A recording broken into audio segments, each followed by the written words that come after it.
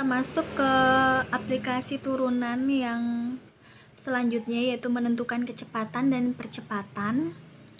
Nah, di awal bab ini kita telah mempelajari tentang turunan yang merupakan laju perubahan fungsi terhadap variabelnya. Apabila fungsinya merupakan fungsi jarak yang dilambangkan dengan S terhadap waktu yang disimbolkan dengan T, turunannya merupakan fungsi kecepatan, di mana fungsi jarak itu S, simbolnya ST, fungsi kecepatan V, VT, di mana fungsi kecepatan ini dapat ditentukan dari ds per dt atau turunan dari S, di mana limit delta T mendekati 0, S buka kurung T tambah delta T kurang ST per delta T.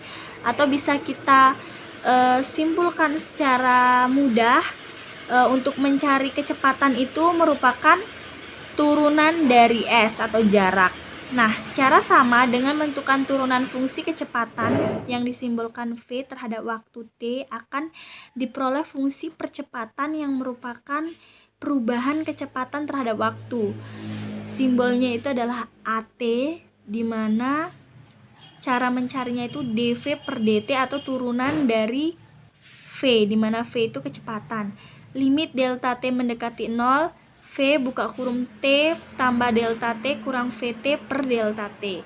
Atau lebih mudahnya, agar lebih mudah mengingat itu, untuk mencari A percepatan itu merupakan turunan dari kecepatan. Untuk mencari percepatan, suatu fungsi percepatan itu kita cari turunan dari kecepatan terhadap waktu ya T. Untuk lebih jelasnya kita masuk ke contoh soal. Kita masuk ke contoh soal halaman 55. Sebuah benda bergerak sepanjang garis lurus setelah T detik.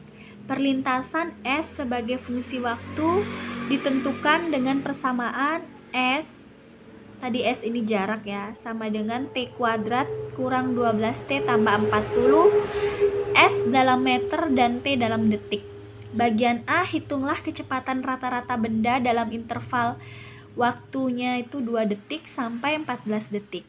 Yang bagian B, berapa kecepatan benda tepat pada 10 detik. Jadi T sama dengan 10 berapa?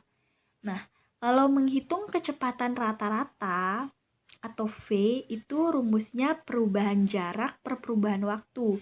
Kita cari dulu, kan di sini sudah ada perubahan waktunya ya, dari 2 detik ke 14 detik. Berarti nanti 14 kurang 2 detik.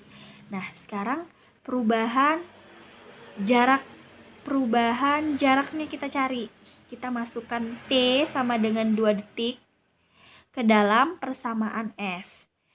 Jadi semua variabel T kita ganti dengan 2. Jadi 2 kuadrat kurang 12 kali 2 tambah 40, 4 kurang 24 tambah 40, 20 meter. Kemudian karena tadi S-nya itu dalam meter, jadi di sini meter. Kemudian T sama dengan 14 detik. Semua variabel T tadi kita ganti dengan 14, jadi 14 kuadrat kurang 12 kali 14 tambah 40 sehingga menghasilkan 68 meter. Nah, kita sudah dapat nih perubahan jaraknya. Jadi kita buat V kecepatan rata-rata, perubahan jarak per perubahan waktu. Jadi perubahan jaraknya tadi 68 dikurang 20 per waktunya 14 kurang 2. Jadi 48 per 12, 4 meter per detik. Nah, sekarang pertanyaan nomor 2, berapa kecepatan benda tepat pada 10 detik?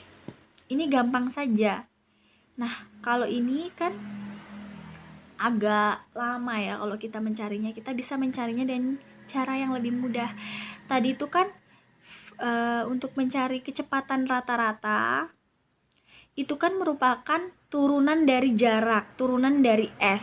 Jadi sebelum kita memasukkan T sama dengan 10 ke dalam variabelnya, kita turunkan dulu persamaannya. Jadi V itu kan merupakan turunan dari S atau X action. Jadi T kuadrat turunannya 2T min 12T turunannya min 12 ya. Kemudian 40 turunannya 0, jadi kita tidak tuliskan.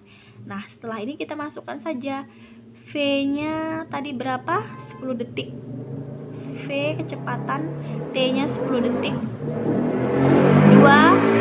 kita masukkan 10 ke dalam variabel T. 2 kali 10 kurang 12, 2 kali 10 20 dikurang 12 8. Samakan hasilnya. Jadi kecepatan benda pada tepat pada 10 detik itu adalah 8 meter per detik.